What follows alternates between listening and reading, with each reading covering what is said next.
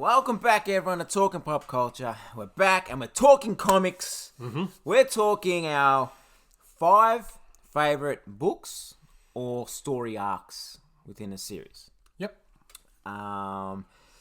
This It's hard. was very hard. Very, very hard. It's funny because there's a certain brand that I didn't have in here that you would have expected me to have in here because I've been reading it my whole life. But yeah, this is awesome. This is fun. I enjoyed trying to organise this one. Yep. So please, guys, if you haven't done so, hit the subscribe button. If you enjoy the video, give it the thumbs up. We're going to go top 5. Let us know in your comment section what your favourite books or story arcs are of all time. Everyone's a bit different. Yes, everyone has difference, and you're going to see that between me, Mark, and I. Just looking at his book already, there are going to be some difference, but there's nothing. Everyone has different opinions and different likes. But yeah, Mark, what have you got at number 5? Number 5, I'm going to start off with a story called Forever Evil. Oof. DC book. Never read it. Never read it. So it's written by Jeff Johns. It's just an event. Yep. So what happens is a crime syndicate, which is evil version of all the Justice League members. Yeah. So there's a bad Superman, there's a bad Wonder Woman, there's a bad Flash.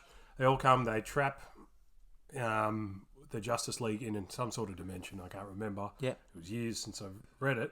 But, and so then they break all the bad guys out and go, join us and we will take over this world. Yeah. And some bad guys just go, we don't want to do that. So it's up to the bad guys to save the planet. Yeah.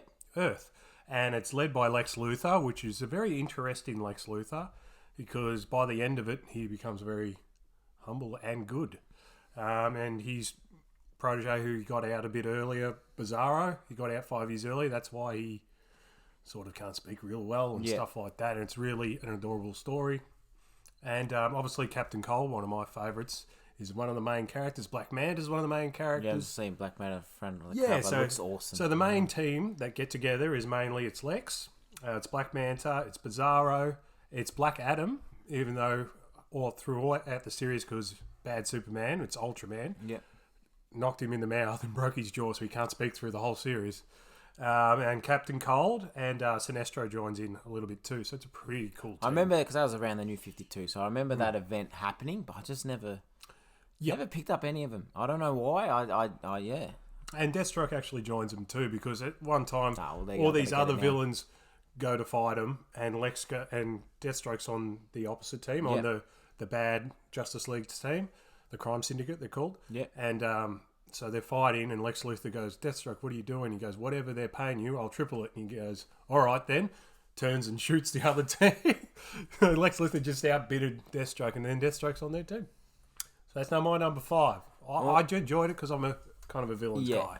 Yeah, well, my number 5, I've grabbed the prelude because I couldn't be bothered grabbing all the single issues. The story arcs, every story arc is great, but my number 5 is Firepower. It is my favourite book on my pull list as I speak. It goes straight at the top. The first one I read, absolutely love it. I love my Kung Fu that I always say. Robert Kirkman, Chris Samney does the artwork is just amazing in it as well. It's pretty cool. If you have not read this book, I cannot, and on my 1 month later podcast, a link in that for that is in the description as well. I tell them guys all the time, get on it. It's amazing, especially if you love Kung Fu. Even if you don't love Kung Fu, it's just the story is amazing. And it's Robert Kirkman. Yeah. It's Robert Kirkman. He does an amazing job. But yeah, Firepower, get on it. Get the prelude before you read the series though.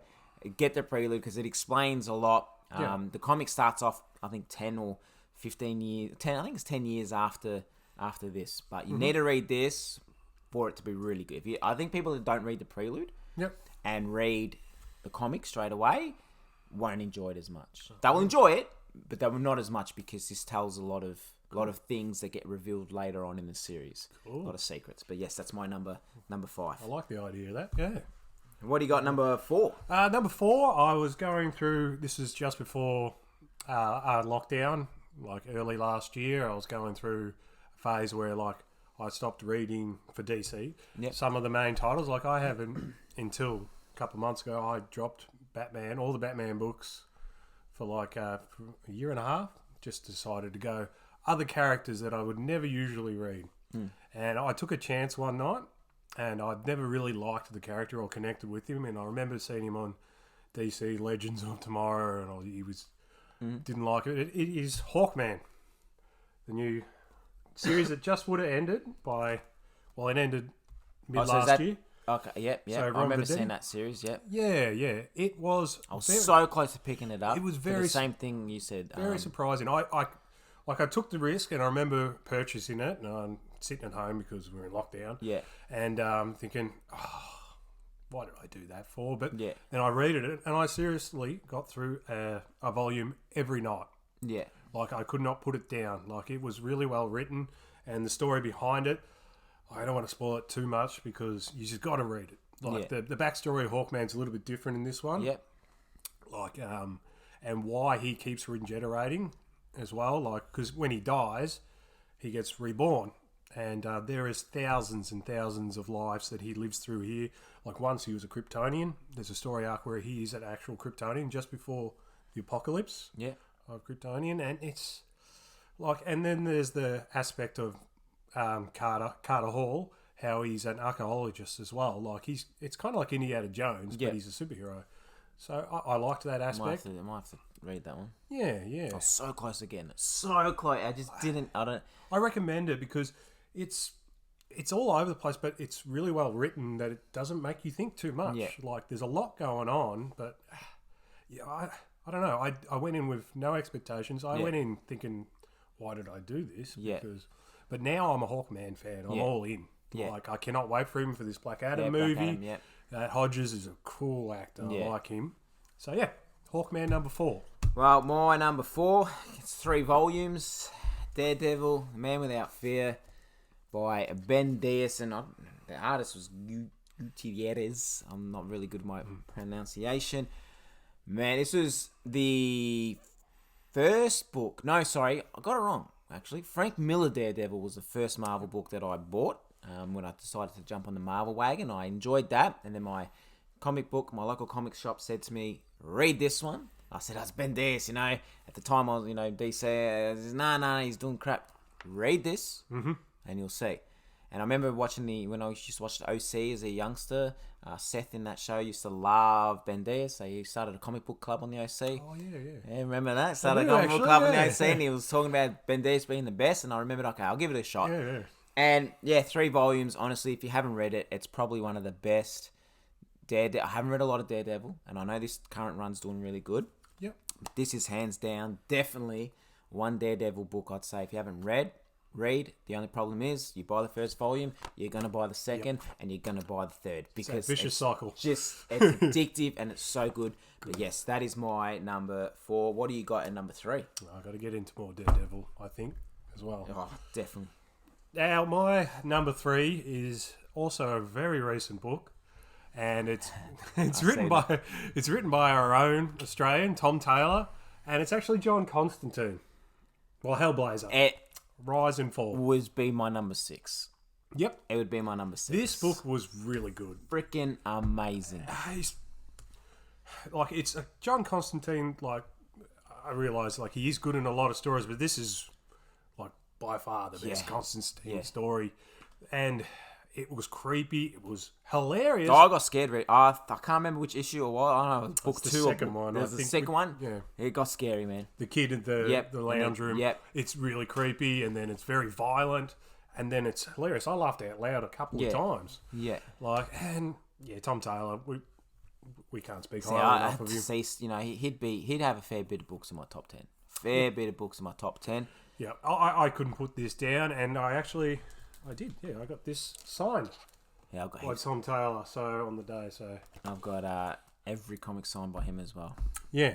So as I said, I don't know much more to say. It's only like a 3-issue mini. Yeah. They're biggish issues, but just enjoyable. I went off just really satisfied with it. So no, that's it my is. number 3. I'd recommend if you haven't read it, you don't need to be a Constantine fan. Definitely read it. Actually, you don't at all. You don't just comic book fan or just whatever. Just read it. My number 3, which comes in, there's I think 6 volumes, but 4 of them are written by the same person, and I've got all the other all the volumes. I didn't like the other ones. I don't think I ended up buying 6. I think there is 6, and I stopped at 5 because I wasn't really enjoying the new writer. But this, by Garth Ennis, The Punisher. Mate, I'll probably get banned if I bloody start showing some of the stuff in this book. Look at that art, though. The art is amazing. The violence, is insane. Max Comics, for people that might not know, because I didn't know until I just looked into it. It's kind of like the Black Label at the moment of DC. They did it. Everything Max was amazing. I guess Disney bought them and they decided to. It wasn't part of the Marvel universe too, was it? No, it wasn't. No. It was just like the DC Black Label. It's not part of the universe. It wasn't it's very adult, explicit content. Like I'm talking racial slurs. I'm talking. I'm talking like the Vietnam War. A lot of racial slurs. A lot of people. It's very bad. Like when I'm reading it, I was just like, how were they able to make this book? Like this day and age, this book would be taken off the. I'm surprised it's still on the shelf, but this was created now. It'd be like taken off. That's it. They would say the writer would get fired. Oh, mate! But seriously, you don't need to like The Punisher. If you like gritty, dark, if you like no holds barred, if you like taking it to the extreme, get The Punisher. But like I said, you're going to read you'll buy all the 4 volumes by Garth Ennis because he does an amazing job. Yeah, amazing job. What do you got at number 2? Number 2 is a very old one. So this is around about the time I was born, which is fairly old, 40-year-old book. But this is Swamp Thing by Alan Moore. Yes. Trying to get it with the light there. Yep. I've got to get that. Well, as if people have seen this show before, Swamp Thing is my favourite character. And this is kind of like when it all kind of started to get popular for him. This is an iconic run. Yep. A lot of issues in here. As you go through the volume, it'll say the awards it won for that issue, that year, and stuff like that. So, and Alan Moore, he's a different writer. Yep. And Swamp Thing in here gets a little weird. Yeah, but he is a weird dude. He's very dark and mysterious. He's kind of very weird. I do have to say, though, if you're going to pick up this, you've got to be in the right headspace. If you're, say, you're just about to go to bed and you go, I just want a nice, easy read, something to enjoy, do not read this. Well, that's when I read all my comics. Yeah. But also... I read 2 or 3 issues before I go to bed, so I don't know. But if you get in the right headspace of, like, expect anything or keep your mind open, this is definitely...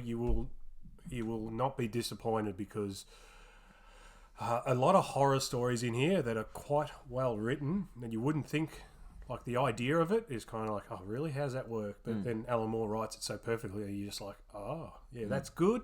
And, expect anything in this, to be honest. And like when you're talking about Swamp Thing being one of your favourite characters, I've said that I've got to get into it, so we might be meeting up at the comic shop. Well, this will be released after we've met at the comic shop, so hopefully I've bought that then, because we're going to go meet up at the comic shop tomorrow. My number 2. Reckless. By Ed Brawbreaker, Sean Phillips on the art. These two are just like Batman and Robin. They're the dynamic duo. Amazing.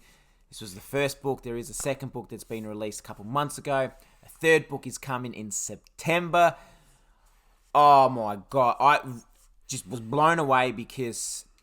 I was like, yes, I figured it out, because he is such a good crime writer. Like, it's twists, it's turns, and I was like, I figured it out, and I was completely wrong. When movies or comics or shows just make me, I'm adamant that's what's happening, that's the bad guy, and it throws me off, I love him.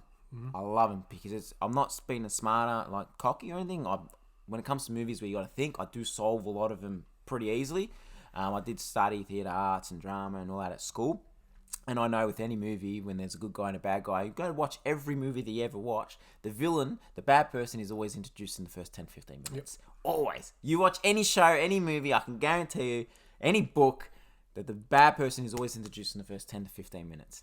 Or, first 50 pages or whatnot. But this, I can't recommend it enough. It was my book of the year last year. Yep. Definitely was my book of the year last year. And it is, hands down, honestly... I'll pay for your book. Anyone that reads it and doesn't like it, I'll pay for it. That's how confident I am that you'll like it. What is your number one? Number Your favourite one book?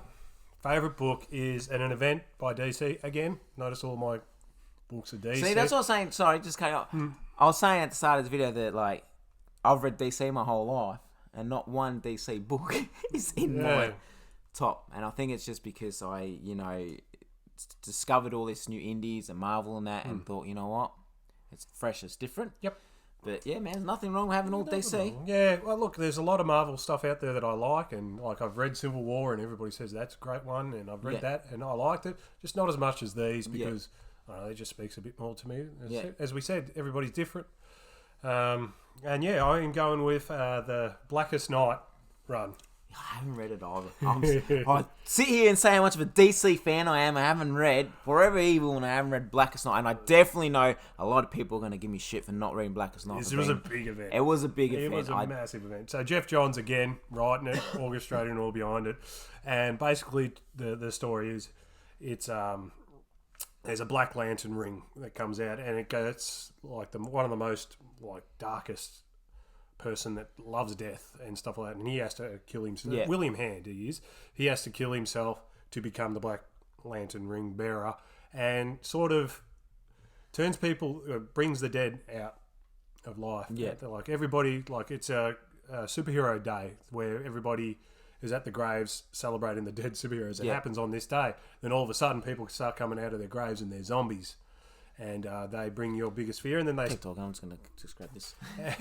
And they and what happens is they sort of get close to you and make you fear enough so they can reach in and grab your heart. And very graphic, but yeah. And to be honest, it is a Green Lantern book, but a lot of other smaller characters. This is where I fell in love with Barry Allen, and to be honest, Ray Palmer, the Atom, plays a big part. And this is where I was really impressed with Mera. Because she has to fight off like Aquaman because he was dead and now he's a zombie sort of dude. And was this pre-52? Yeah. Yeah. Yep. I think 2011-ish. Mm-hmm. I'm thinking, yeah, massive event. So I enjoyed it. I read it through. Like I heard, I read it from start to finish. And the really cool thing is too, there's a superhero and a couple of villains that get the coloured rings, because they need ring bearers on the Earth. So the really coolest design was when Scarecrow got the yellow ring. That, I'm looking for that figurine because I really want that, because Scarecrow looks really cool as a yellow ring lantern. So I've packed it up. I used to have thousands of toys, but when the missus moved in, I packed up half of them. Yep. I do have one of the Blackest Nights. Actually, I think it was a Black Flash. I think I had a black. I had one from that event. I just liked the way it looked, but I can't remember which one it is. Flash becomes the blue. The blue Flash. Yeah, That's the one I got. The blue Flash. Yeah, the Ring of Hope. So he gets the Ring of Hope. That's what I've got. Yeah. And now I'm gonna pick that book up. It's a fun read. So, read it. But my number one is pretty much the follow-up to my number two, and oh my lord, the Friend of the Devil. There's some cool covers, mate. Oh, seriously, like, this has been so far rated my best read of this year because it came out this year. This, like I said, Reckless was my number one of last year, and the way it's going, I think this will be my number one this year. Yep. Honestly, you don't need to read Reckless to, like, if you want to know who about the main character, but you don't really need to read Reckless because it doesn't continue on. It's a completely different story. Mm-hmm. He's kind of like, I guess you can say, a PI. Ethan, he's a PI, and he just goes and solves these things for people. Like, what it is he meets a girl. He's explaining to the girl how he's investigating a guy that faked his death to get away from his wife and that. So he's hunting this guy down because, like I said, he's kind of a PI, but he punishes the people that do bad things.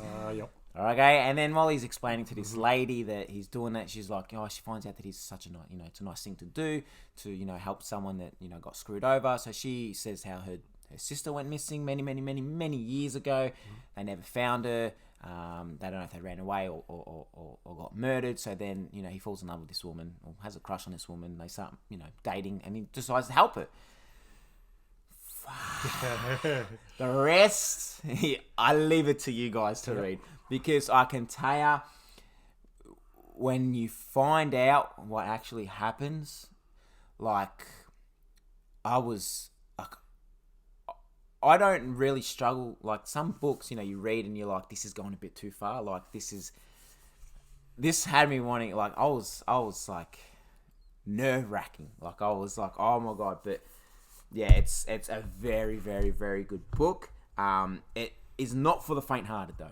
Yep. Like I said, the ending in it is very sad, very gruesome.